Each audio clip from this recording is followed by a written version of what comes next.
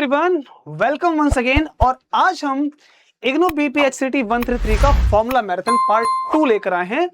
बिना किसी देरी के स्टार्ट करते हैं इस चीज को। चलिए देखिए, अब हम वेक्टर एनालिसिस के बाद इलेक्ट्रोस्टैटिक में जो भी फॉर्मूला इंपॉर्टेंट होने वाले हैं, एक बार उनको बड़े ही बारीकी से समझेंगे विद कॉन्सेप्ट।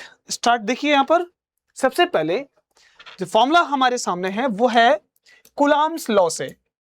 अब कूलॉम्स लॉ में जो ये फॉर्मूला है, थोड़ा इसको देख लो क्या है क्या नहीं है। यू नो कि force is a vector quantity. Okay, this R, ये आर क्या है? Q1 और Q2।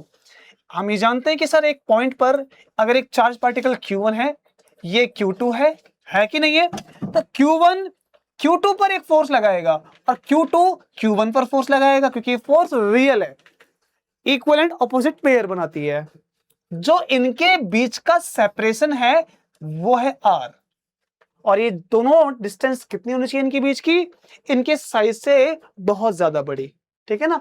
यानी कि ये पॉइंट पार्टिकल के लिए हम इस फिजिक्स को अप्लाई करते हैं। इलेक्ट्रिक फील्ड की स्ट्रेंथ वो कैसे निकालते हैं? तो आंसर है एक बहुत सिंपल सा लॉजिक। देखना, वो लॉजिक ये कहता है कि अगर आपके पास एक चार्ज स्फीयर है, लेट्स से ना प्लस का, और उस चार्ज स्फीयर का टोटल चार्ज Q है और हमें इसकी स्ट्रेंथ पता करनी है। आप पूछोगे कहां पर? वो चाहे फोर्स हो, चाहे इलेक्ट्रिक फील्ड हो, चाहे इलेक्ट्रिक पोटेंशियल हो, ये सारी क्वांटिटी डिस्टेंस का, लोकेशन का फंक्शन होती है। अब आपने इलेक्ट्रिक फील्ड निकालनी है, तो मैंने कहा कि ये किसी पॉइंट पर इधर हमें इस सोर्स चार्ज की वजह से इलेक्ट्रिक फील्ड पता करनी है। इलेक्ट्रिक फील्ड की स्ट्रेंथ पता करने के लिए हम वहां पर इस चार्ज की वजह से जो फोर्स की मौजूदगी है, एक्सेलरेशन है, उसकी स्ट्रेंथ है, वो पता करेंगे। और उसके लिए ना हम एक छोटा सा टेस्ट चार्ज क्या होता है? एक ऐसा चार्ज जिसकी फोर्स अगर इस पर लगे, और लगेगी भी, क्यों लगेगी? बिकॉज इलेक्ट्रोस्टैटिक फोर्स ये रियल फोर्स है। जितना ये उस पर फोर्स लगाएगा, ये चार्ज पार्टिकल इस पर फोर्स लगाएगा।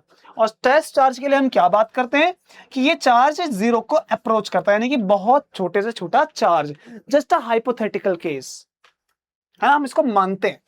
तो ऐसे में इस टेस्ट चार्ज को जब हम इस लोकेशन पर रखेंगे, इस पर रिपल्सिव फोर्स लगेगी and we can calculate that force. So हम कहते हैं इस लैंग्वेज को कि फोर्स ऑन यूनिट चार्ज। फिर से देखो ध्यान से, इसको हम कैसे पता लगाते हैं फॉर्मूले को? हम कहते हैं कि अगर Q coulomb per F force लगी है इलेक्ट्रोस्टैटिक, तो 1 कूलम पर कितनी फोर्स लगेगी? F/Q। तो 1 कूलम चार्ज पर जितनी भी फोर्स लगी, that is your strength of electric field, F/Q। इस फॉर्मूले में ये Q कौन सा है? Test charge. तो ये वाला Q कौन सा है? ये है सोर्स चार्ज।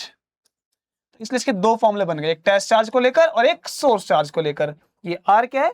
तो ये R हमें बताएगा इलेक्ट्रिक फील्ड जिस पॉइंट पर हम निकालना चाहते हैं, ठीक है ना। और आप पॉजिटिव नेगेटिव की इलेक्ट्रिक फील्ड तो जानते ही बढ़िया से, वो कहां से ऑरिजिनेट होती है? It originate from positive charge and terminate on negative charge, है ना।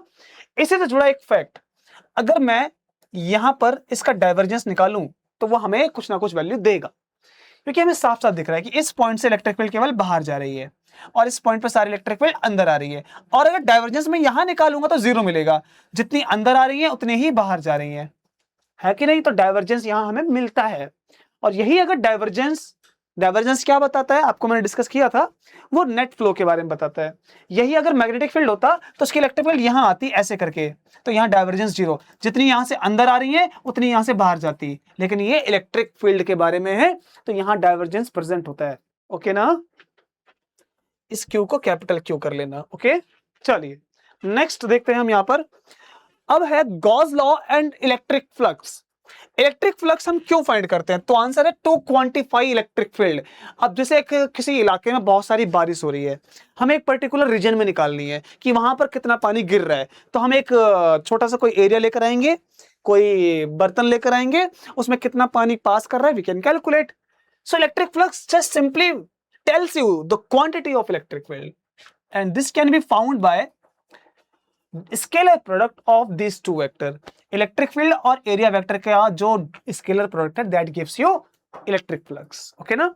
इसका एक फॉर्मूला और है, ये फॉर्मूला कहां से बताता है, गॉस लॉ की डेफिनेशन बताता है। गॉस लॉ की डेफिनेशन क्या बताएगा, तो ये बोलता है कि electric flux is 1/ε0 times to the charge enclosed within the surface, कि सरफेस में जितना चार्ज है उसकी वजह से जो भी इलेक्ट्रिक फील्ड बाहर निकल रही है दैट कैन बी क्वांटिफाइड, है ना। देखो ये सब तो बेसिक है, ये भी हमने देखा है। Divergence of electric field tales you the charge density, ये क्या है, चार्ज डेंसिटी है ना। चार्ज डेंसिटी मतलब charge per unit area, charge per unit volume, charge per unit length. लेकिन ये जो रो बनाया है, ये रो किसके लिए आता है, तो आंसर है वॉल्यूम के लिए आता है, ठीक है ना। और जब हम इसको सिग्मा लिखते हैं तो ये केवल एरिया को बताता है कि charge per unit area. Lambda लिखते हैं तो ये charge per unit length. Okay ना। जब हमारे पास चार्ज का डिस्ट्रीब्यूशन कंटिन्यूअस होता है तो हम इस फॉर्मूले को यूज करते हैं अलग अलग, 1 2 3। So Gauss law relates the net electric flux through a close surface, तो एक क्लोज सरफेस से कितनी इलेक्ट्रिक फील्ड बाहर जा रही है, ये हमें गॉस लॉ जस्टिफाई करता है। ओके ना, ठीक है, आगे चलते हैं। अब देखिए ये एक और basic formula electric potential and work done का। अब कैसे निकालते हैं हम work done, electric potential. So we can simply say कि इलेक्ट्रिक पोटेंशियल का फॉर्मूला Q/R। एक और फॉर्मूला देखो, दोनों को हम रिलेट करेंगे। हमारे पास फिर से अगेन एक सोर्स चार्ज है, ठीक है, और इसका चार्ज हमने इसको क्यों नाम दिया, हम इस पॉइंट पर इलेक्ट्रिक पोटेंशियल निकालना चाहते हैं। सो मैं क्या करूंगा, एक टेस्ट चार्ज को लेकर आऊंगा ये, और इस टेस्ट चार्ज को मैं इधर की तरफ फोर्स लगाकर, ये कौन सी फोर्स रहेगी, मेरी एक्सटर्नल फोर्स। इलेक्ट्रिक फोर्स कहां रहेगी, वो इसकी इक्वल एंड अपोजिट रहेगी। इक्वल एंड अपोजिट क्यों, क्योंकि हम नेट फोर्स जीरो बनाना चाहते हैं। जब फोर्स इक्वल एंड अपोजिट होती है तो नेट फोर्स जीरो होती है, और नेट फोर्स जीरो हो तो चार्ज कांस्टेंट स्पीड से हम आगे ला सकते हैं। उससे चार्ज पार्टिकल एक्सेलरेट नहीं करता, और एक्सेलरेट नहीं करता इसलिए वो कोई रेडिएशंस नहीं छोड़ता, हम इलेक्ट्रोमैग्नेटिक वेव्स नहीं पढ़ रहे हैं। तो हमें नेट फोर्स जीरो चाहिए, एक्सेलरेट करेगा, ईएम वेव्स रिलीज करेगा। ओके ना, ये हम पढ़ते हैं। तो ये एक्सटर्नल फोर्स जो मैंने यहां लगाई है, इसको मैं फोर्स लगा के आगे लेकर आता हूं। सो आई डू वर्क। सो मैंने कैसे बोला कि भाई Q coulomb per W joule work किया, तो 1 कूलम पर कितना वर्क किया, तो वर्क डन जितना भी किया 1 coulomb per that gives you potential. तो यहां टेस्ट चार्ज आता है, तो यहां पर इसको कैपिटल Q कर लो, ये कौन सा होगा, सोर्स चार्ज KQ/R। तो इलेक्ट्रिक फील्ड में R² होता है और पोटेंशियल में 1/R होता है ना।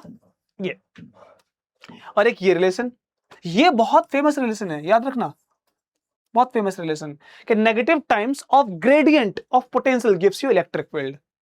ठीक है, ये एक इंपॉर्टेंट रिजल्ट होता है कि अगर हम किसी भी पोटेंशियल का ग्रेडियंट करें तो उसका negative times gradient electric field की वैल्यू देता है।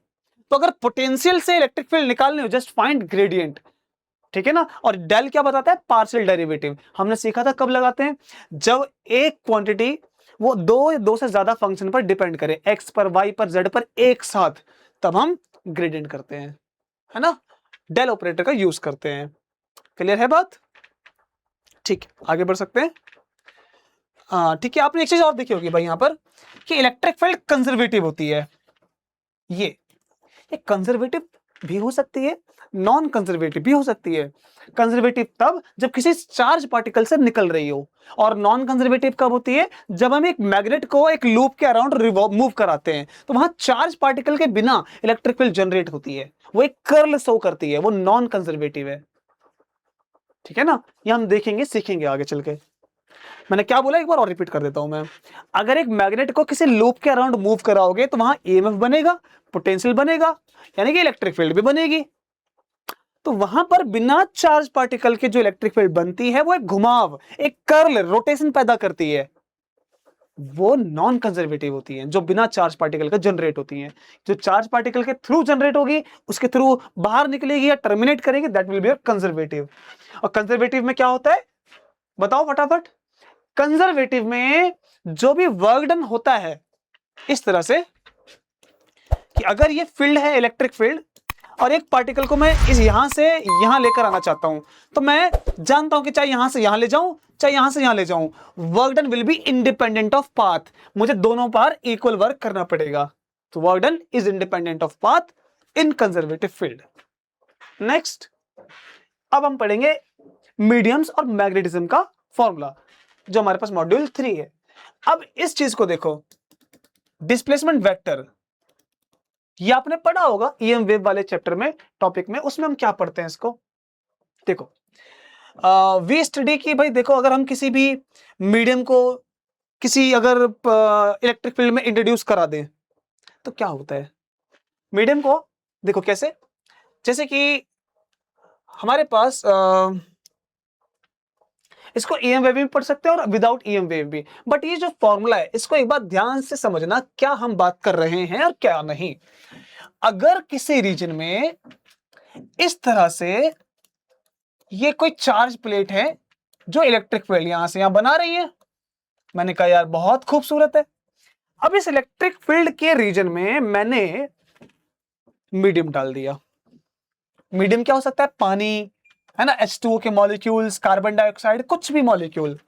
अब चाहे वो H2O हो, CO2 हो, हमें अच्छे से पता है कि एक प्लस में टूटेगा तो एक माइनस में आएगा, है कि नहीं? बिल्कुल आएगा। सर हम जानते हैं कि C इधर और ऑक्सीजन इसके पास ऐसे होते हैं, नेगेटिव नेगेटिव यहां पॉजिटिव, लेकिन इलेक्ट्रिक फील्ड में डालते ही इलेक्ट्रिक फील्ड उसके नेगेटिव को एक तरफ खींच देती है, प्लस को एक तरफ खींच देती है, यानी कि इनके चार्ज को पोलराइज कर देती है, उसको पोलर बना देती है, पोलर, है ना। कैसे? सारे नेगेटिव एक तरफ और सारे पॉजिटिव एक तरफ, तो यहां पर एक रिवर्स इलेक्ट्रिक फील्ड क्रिएट हो जाती है, होगी भी। तो अगर जो ये मीडियम को हमने इसमें डाला, चाहे पानी हो गया, चाहे कोई सा भी नॉन पोलर मॉलिक्यूल हो गया, तो वो पोलर पोल में क्रिएट होता है, प्लस पोल और नेगेटिव, यानी कि इस प्रोसेस को, चार्ज के सेपरेशन को बोलते हैं पोलराइजेशन। तो यहां पर जब पोलराइज होते हैं तो ये अपने रिवर्स, पॉजिटिव टू नेगेटिव एक रिवर्स इलेक्ट्रिक फील्ड बनाते हैं। बनाएंगे ना? बिल्कुल बनाएंगे। तो ये जो ऐसा होता है कि भाई, जो अब मान के चलो कि ओरिजिनल इलेक्ट्रिक फील्ड 10 की है, यहां मीडियम की वजह से जो इलेक्ट्रिक फील्ड बनी वो बनी 5 की। हो सकता है दूसरा मीडियम हो 6 की बन जाए, हो सकता है दूसरा मीडियम 2 की ही बने, हो सकता है मीडियम ही ना हो, यहां पर स्पेस में जाओ, बात समझ रहे हैं आप। तो अगर ऐसे में जगह जाएंगे जहां पर ये जो इलेक्ट्रिक फील्ड है वो क्रिएट हो रही है, कभी ज्यादा नहीं हो रही है, ये बताता है मीडियम की प्रॉपर्टी, जिसको हम कहते हैं परमिटिविटी। तो परमिटिविटी को आपने पढ़ा होगा, अपन क्या कहते हैं, परमिटिविटी को अपन कहते हैं प्रॉपर्टी ऑफ द मीडियम।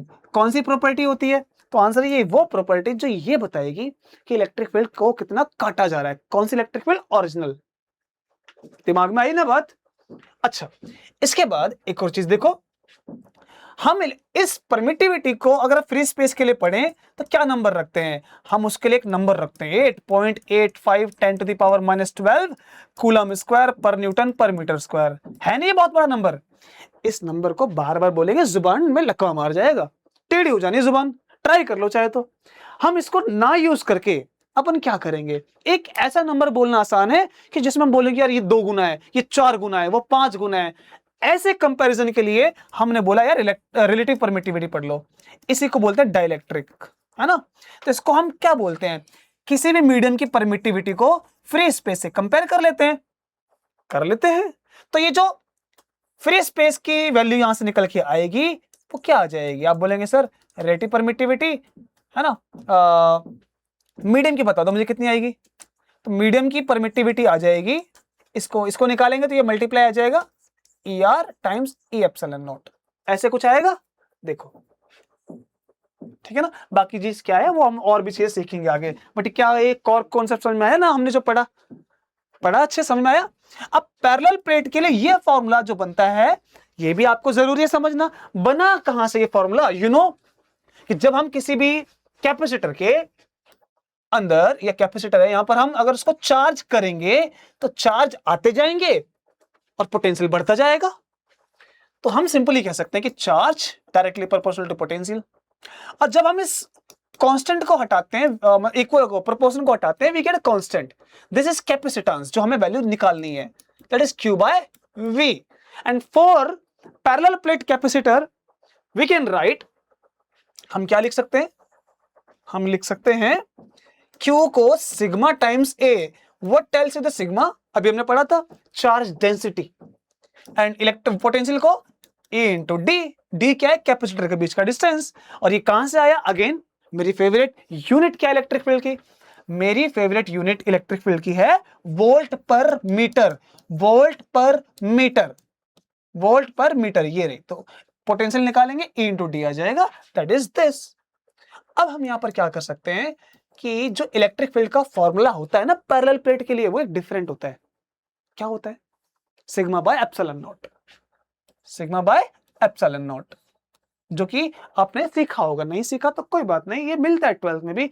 तो इलेक्ट्रिक फील्ड का फॉर्मूला फॉर पैरेलल प्लेट वो इस तरह से हम निकालते हैं, या एक लार्ज प्लेट के लिए सिग्मा सिग्मा कैंसिल, तो ये फॉर्मूला क्या बचता है, तो ये फॉर्मूला हमारे लिए बच जाता है तो C का फॉर्मूला बचेगा, एप्सिलॉन ऊपर आ जाएगा, A यहां आ जाएगा, D यहां पर आ जाएगा ना। और जब मीडियम इसमें इंट्रोड्यूस करते हैं तो मीडियम को इंट्रोड्यूस करने से जो ओरिजिनल इलेक्ट्रिक फील्ड है वो कम हो जाती है। तो इसके कम होने से क्या होता है, तो एक कहानी को समझना, जैसे कि हम मान के चलो कि हम किसी बारात शादी में जब खाना खा रहे, भंडारा खाते हैं, तो प्लेट बहुत सारी इकट्ठी हो जाती है, उस प्लेट को बोरी में रख देते हैं, जगह नहीं बचती, तो हम क्या करते हैं, उसको दबाते हैं ऐसे पैरों से, हाथों से, है ना, पैरों से दबाना गलत, ठीक है, हाथों से दबा दे, जगह बन जाती है ना, वैसे ही जगह बन गई और प्लेट डाल सकते हो। अब यहां पर सिनेरियो क्या होता है कि जब चार्ज आते हैं तो इसकी मैक्सिमम कैपेसिटी तक चार्ज फुल हो जाता है और चार्ज नहीं आ सकता। चार्ज आएगा, इलेक्ट्रिक फील्ड ज्यादा स्ट्रांग हो जाएगी, तो इलेक्ट्रिक फील्ड की वजह से ये मीडियम का ब्रेक डाउन हो जाएगा और चार्ज यहां से चलना स्टार्ट कर देंगे, कैपेसिटर खराब हो जाएगा। तो हम इसकी मैक्सिमम कैपेसिटी तक भरते हैं, हमें और कैपेसिटी बढ़ानी है तो मीडियम डाल देते हैं, इसकी इलेक्ट्रिक फील्ड मीडियम की वजह से कम हो जाती है ना। फिर बैटरी जब लगाते हैं तो वो क्या बोलता है कि पहले 10 चार्ज था 20 भेज दो ताकि वापस से उतनी इलेक्ट्रिक फील्ड हो जाए। तो ओरिजिनली होता है क्या है कि और चार्ज आ सकता है तो कैपेसिटी बढ़ जाती है उसकी, इसलिए हम ये फॉर्मूला इंट्रोड्यूस करते हैं। बात दिमाग में आई? एक ये फॉर्मूला देखो एनर्जी स्टोर्ड के लिए, half CV square just like half mv square, C is your capacitance, V is your potential. इसका एक फॉर्मूला और लिख सकते हैं अपन, हाफ, अच्छा C की जगह क्या लिख सकते हो आप, ये निकालो Q बाई V, तो यहां रख देंगे आप Q by V, V square काटोगे आ जाएगा Q इंटू V। बहुत तरीके हमारे पास इसको लिखने के, है ना, क्योंकि हम जब एनर्जी निकालते हैं तो हम वर्क डन से निकालते हैं, और पोटेंशियल क्या होता है, work done per unit charge, तो वर्क डन क्या निकलेगा बोले तो एनर्जी, एनर्जी निकलेगी Q इंटू V, और ये एवरेज होती है तो उसके लिए हाफ लग जाता है, दैट्स इट। बात समझ में आई क्या? बिल्कुल, चलिए आगे पढ़े। ठीक है, आगे पढ़ सकते हैं। और ये E माइनस E नॉट इस फॉर्मूले में देखो यार नजर पड़ी गई है, तो जरा ये क्या है बता देता हूं मैं, ये क्या बता रहा है, ये वही तो बता रहा है कि ओरिजिनल इलेक्ट्रिक फील्ड को कम कर दिया इंड्यूस वाले ने या पोलराइज वाले ने, है ना, तो ये वैल्यू कुछ बच जाती है। एनीवेज, अब हम देखते हैं मैग्नेटोस्टैटिक फॉर्मूलेज, इसमें भी कमाल की चीजें हमारे पास हैं। सबसे पहले बियो-सावर्ट लॉ का फॉर्मूला, ये अभी हमने डिस्कस किया था, और ये यूनिट वेक्टर, आप बोल सकते हो आर क्यूब आता है, अरे यार इसके 3 तरीके होते हैं लिखने के। देखो पहले तो हम इसको मैग्नीट्यूड में लिखते हैं, वो कितना आता है, I dl sine theta over R square, just make it vector. और वेक्टर बनाने के लिए हम यहां वेक्टर लगाते हैं और यहां per unit vector multiply, now open unit vector. Unit vector को फॉर्मूला क्या होता है, आप बोलेंगे सर देखिए एक फुल वेक्टर क्या होता है, यूनिट वेक्टर मल्टीप्लाई मैग्नीट्यूड, इसको निकालेंगे तो ये मैग्नीट्यूड डिवाइड में आएगा। तो नेक्स्ट फॉर्मूला इसी से क्या बन जाएगा, वेक्टर फॉर्म में, mu naught upon 4 pi I dl cross R vector. हमने इस यूनिट वेक्टर को ओपन करके ये फॉर्म में लिख लिया, तो नीचे एक आ जाएगा आर क्यूब, क्योंकि ये आर और ये आर स्क्वायर मल्टीप्लाई होकर आर क्यूब, तो ये वो फॉर्मूला अलग है, यहां पर यूनिट वेक्टर यूज किया अपन ने, है ना। और ये क्या है, एम्पियर्स लॉ। एम्पियर्स लॉ की डेफिनेशन क्या होती है कि line integral of magnetic field is mu naught times current enclose, just like Gauss law, है ना। ये देखिए कैसे, गॉस लॉ क्या था, वो एक एरिया के लिए इंट्रोड्यूस करते हैं हम, यहां पर Q enclosed divided by epsilon not. देखो इलेक्ट्रिक फील्ड की जगह मैग्नेटिक फील्ड, लेंथ की जगह एरिया, यहां पर इलेक्ट्रिक फील्ड का सोर्स कौन है, चार्ज पार्टिकल, तो यहां मैग्नेटिक फील्ड का कौन है, करंट, और ये डिवाइड में तो ये मल्टीप्लाई में। म्यू नॉट मल्टीप्लाई में क्यों आता है? फॉर्मूला आपने पढ़ा ना कि इलेक्ट्रिक फील्ड का अगर फॉर्मूला होता तो यहां पर जो मीडियम की प्रॉपर्टी है वो डिवाइड में आती है और यहां मल्टीप्लाई में आती है। क्यों आती है? समझने के कारण समझना होगा, कमेंट में डाल देना, पक्का समझा दूंगा मैं, ठीक है ना। अभी तो हम फॉर्मूला डिस्कस कर रहे हैं, इससे ज्यादा कोर डिटेल में नहीं जा रहा हूं कि क्यों आता है, बट फिर भी जानना हो मुझे बताएंगे आप, ओके ना। आज लाइव क्लास भी होने वाली 7:30 पर, उसमें इंटरव्यू पूछ लेना आप, डिस्कस करेंगे अपन। अब ये फोर्स का फॉर्मूला आपने पढ़ा होगा, ये फॉर्मूला आपने पढ़ा होगा जरूर। इसको क्या बोला? Lawrence force. अगर एक चार्ज पार्टिकल है सिंगल चार्ज पार्टिकल से इलेक्ट्रिक फील्ड कितनी निकलती है? इलेक्ट्रिक फील्ड निकलती है F/Q, और F निकालेंगे तो Q × E। और अगर वही चार्ज पार्टिकल मूव कर रहा होगा तो उसके पास एक मैग्नेटिक फोर्स भी होती है ना। तो यही फॉर्मूला ये रहा कि जब चार्ज मूव कर रहा हो तो हम ये लिख सकते हैं उसके लिए। और एक ये देखो, डेल डॉट बी इक्वल 0, यानी कि divergence of magnetic field is 0। Obvious सी बात कि अगर एक मैग्नेट को कहीं से भी देखो आप, ये नॉर्थ ये साउथ, अब मैं कहता हूं इसकी मैग्नेटिक फील्ड कैसे बनेगी? इस तरह से, यानी कि यहां आउट और इसके अंदर इस तरह से। अब कहीं पर भी एक एरिया बना लो, लेट्स बी से यहां पर, तो जितनी मैग्नेटिक फील्ड लाइंस आ रही हैं उतनी ही बाहर जा रही हैं। तो कोई नेट फ्लो होता है क्या कभी? बिल्कुल नहीं होता। इलेक्ट्रिक फील्ड में होता है, क्योंकि इलेक्ट्रिक फील्ड की जो इलेक्ट्रिक फील्ड लाइन है वहां यहां खत्म हो जाती हैं और डायरेक्शन इधर होती है, और मैग्नेटिक फील्ड में कहां पर है? वो कंटिन्यूस होती है। तो एक कंटिन्यूस लाइन है ये, वो बताता है। That's why divergence of magnetic field always 0। Clear? चलो आगे बढ़ते हैं। अब देखेंगे इलेक्ट्रोमैग्नेटिज्म के फॉर्मूले। इलेक्ट्रोमैग्नेटिज्म में सबसे इंपॉर्टेंट जो फॉर्मूला है, एक तो ये वाला है, फैराडेज लॉ में हम जिसे बोलते हैं कि फ्लक्स को कभी भी चेंज कराते हैं, this gives you EMF, this negative sign tells you the oppose.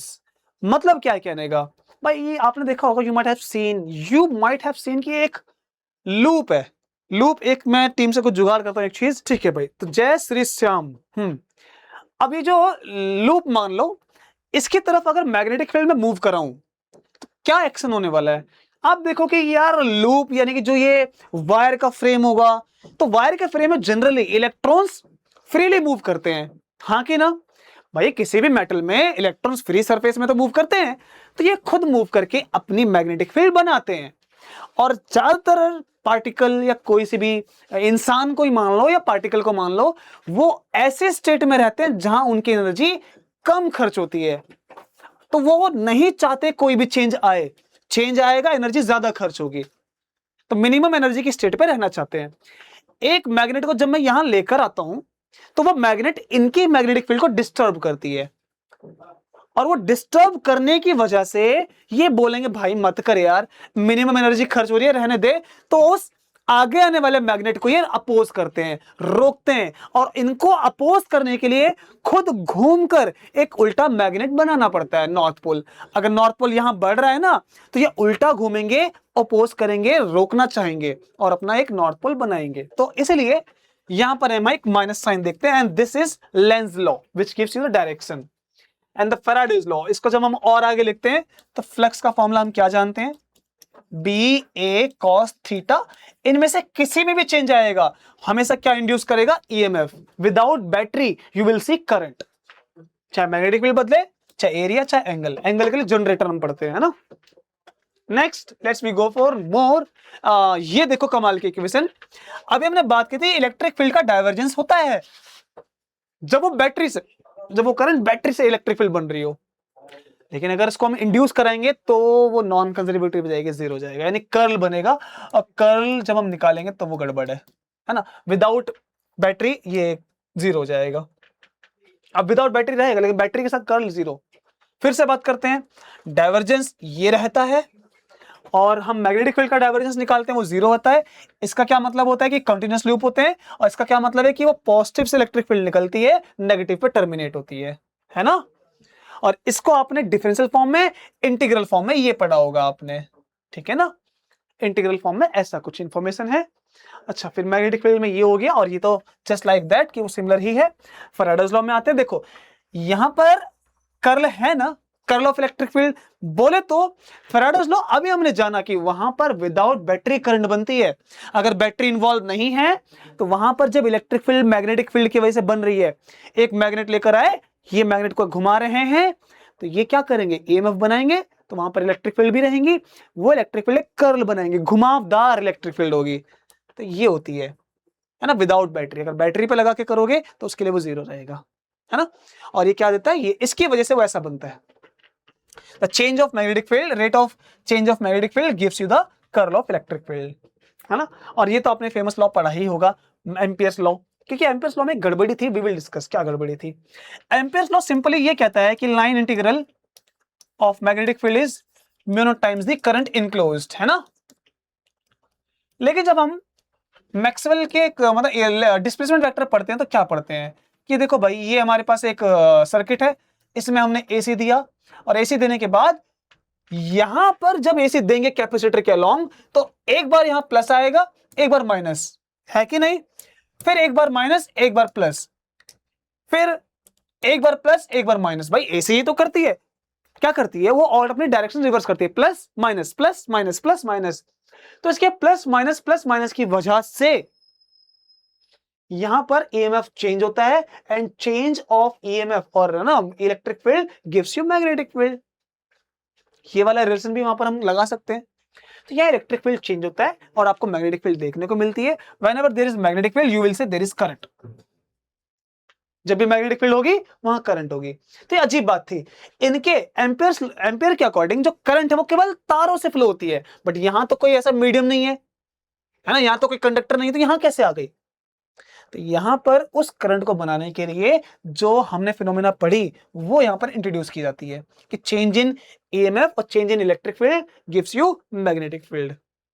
Okay, और इसीलिए हम यहां पर इंट्रोड्यूस करते हैं डिस्प्लेसमेंट करंट, कि यहां पर जो करंट है वो तार वाली नहीं है, कंडक्टर वाली नहीं है, यहां कंडक्टर चेंज की वजह से, चेंज ऑफ इलेक्ट्रिक फील्ड, तो यहां इंट्रोड्यूस होती है डिस्प्लेसमेंट करंट।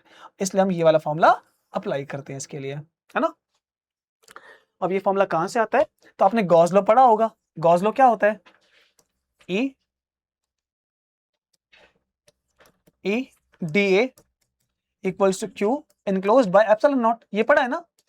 इसमें जब हम dQ बाई dt निकालते हैं तो ये E यहां से हटके इस तरह आ जाता है, ठीक है ना, E एप्सिलॉन नॉट।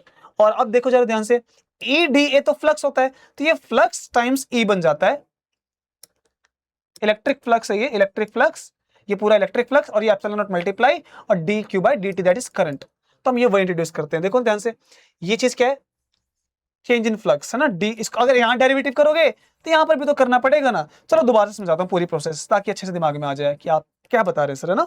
देखिए यू नो कि ये फॉर्मूला होता है। अब अगर यहाँ करंट चेंज हो रही है ना, क्योंकि यहाँ पर चार्ज पार्टिकल अपनी पोलरिटी बदल रहे हैं, तो यहाँ पर क्या आएगा, dQ बाय dt, तो यहाँ पर भी चेंज होगा, होगा नहीं होगा भाई, तभी तो बनी हमारे पास करंट।